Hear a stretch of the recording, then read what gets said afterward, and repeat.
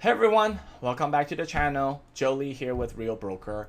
Today, you can see from the background, I don't got some nice listing videos to share with you, but I am here for something that a lot of people have been asking for.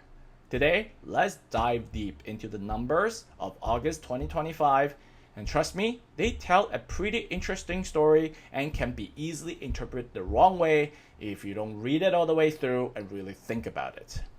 Okay, let's start with the big picture. Sales. Last month, we had 1,959 homes sold across Metro Vancouver, excluding Fraser Valley. That's up 2.9% compared to the same time last year. But here's the catch. Increase is great, but it's still 19% below the 10-year seasonal average. And also last year, so August of 2024, was 17.1% below August of 2023. That's a huge dip.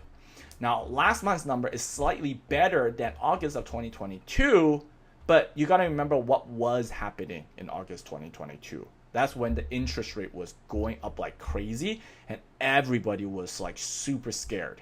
So what is the translation?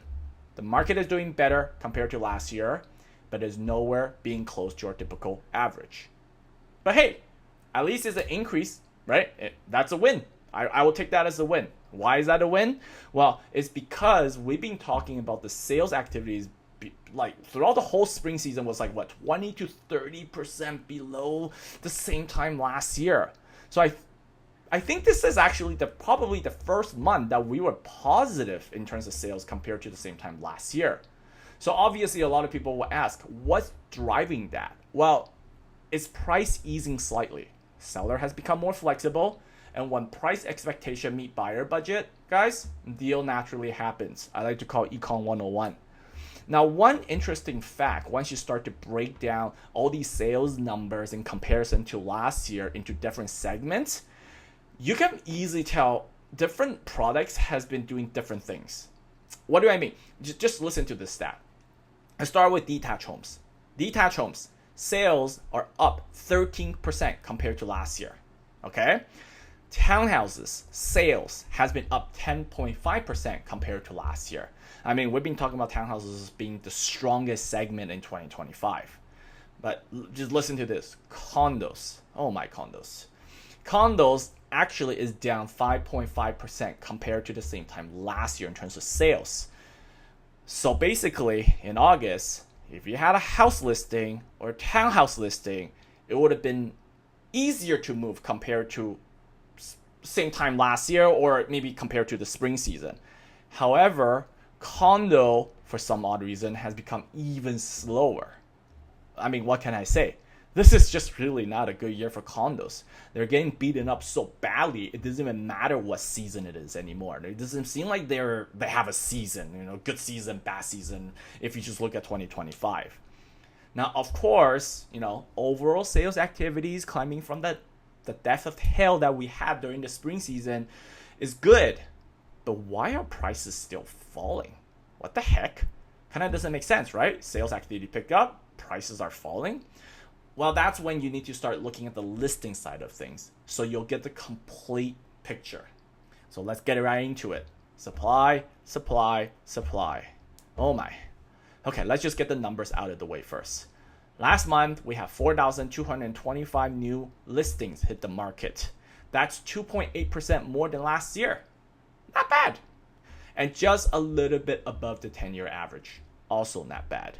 This is also an important comparison to the spring season. And the reason why I keep saying it's not bad is because during the springtime, we also had like 20 to 30% more new listings compared to the same time last year. However, I am going to take this number with a grain of salt. Why? Because I know as a fact on the field, there has been so many canceled listings. I think it was courtesy of Steve Sawarski. He posted an X post a couple weeks back stating about a quarter of all active listings in Canada are getting pulled because they just can't find a buyer. Sure, some of them, once they pull it, they'll go and just rent it out, which I have personal experience with. But a lot of them still want to sell and they're just waiting for that next opportunity. So with that being said, I am expecting to see a huge spike in listings in September and October of this year. We might easily go back to the spring season numbers where we're like listing 20 to 30% more listings compared to the same time last year. Now that there is that many new listings, it's actually just the same homes. Trying again, I guess, right? Hopefully with a better price. So anyways, got a little off track.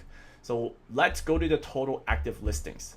16,242. That's a 17.6% increase year over year and nearly, listen to this, 37% higher than the 10-year average. So in plain English, buyer right now have more choices. And some of these sellers have been trying to move their homes for months.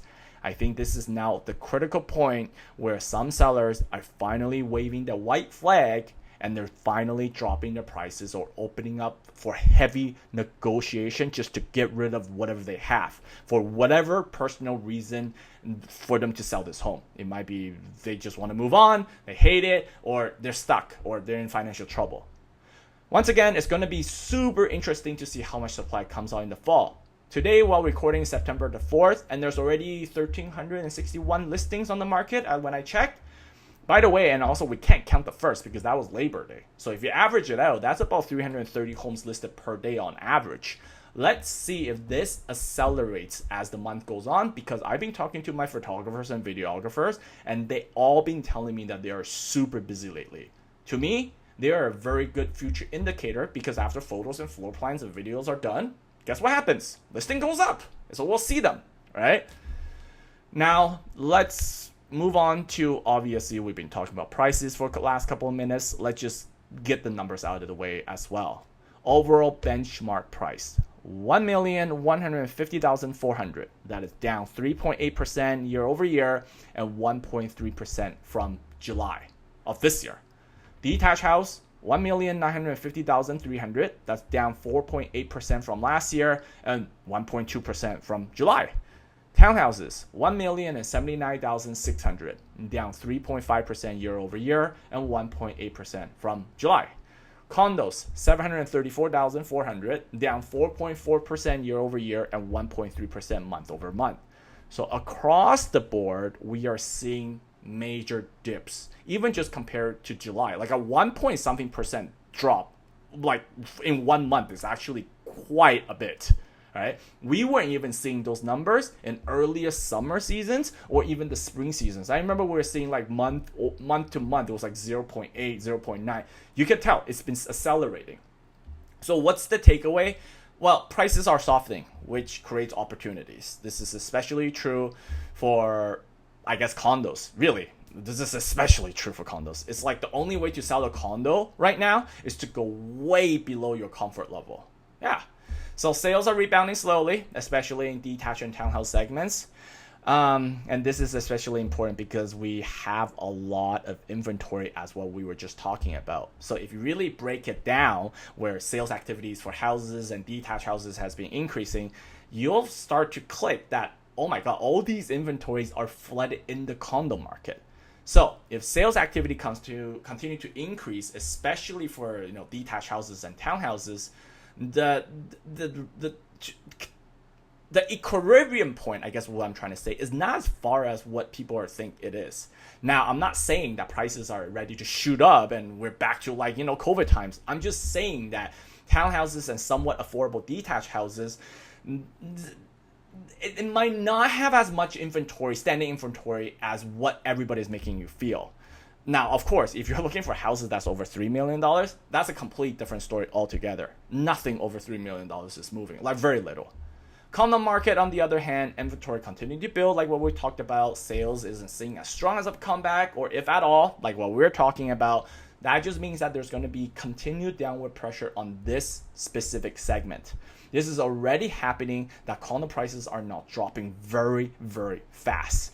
I just pulled out some major Greater Vancouver cities condo HPI pricing. I want to share it with you. Firstly, let's take a look at the overall Greater Vancouver. Just look at how deep the slope is. Here's a couple more specific cities that I want to show you.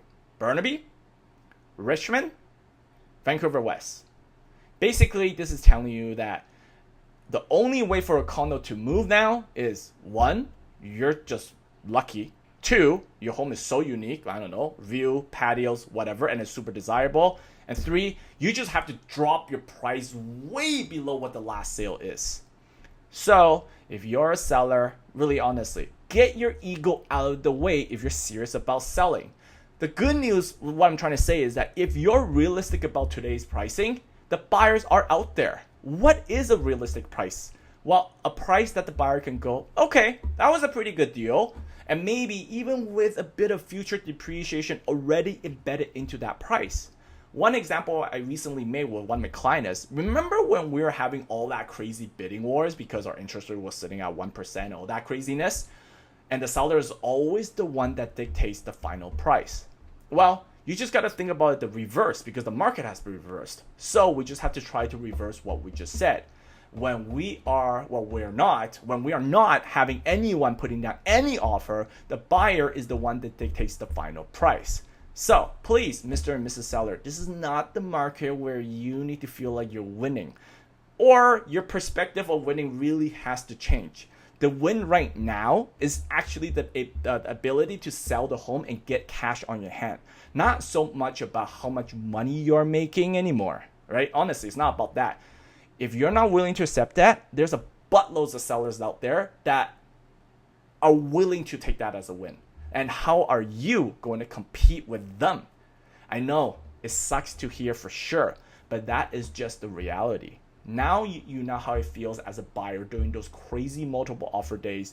Those days sucked for a buyer emotionally, especially if they don't have a deep pocket.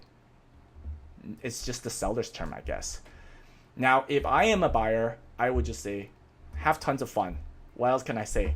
I'm having tons of fun working with my buyer. If you really need to buy, there are so many different choices, and you can find one that really fits you and your lifestyle. Be safe, put in the proper condition to protect yourself, and lastly, don't be afraid to walk away from a deal. There will be more, especially if you're looking for a condo. So, that's your snapshot. Snapshot of the August 2025 Vancouver real estate market. As always, if you have questions about your specific neighborhood or property type, drop a comment or just reach out. I'll link my one-on-one consultation link down here if you want to chat. I'll be more than happy to kind of talk it out with any of you guys. And if you found this breakdown helpful, don't forget to like, subscribe, and share so more people can stay informed. Got questions? You know where to find me. I'll see you next time.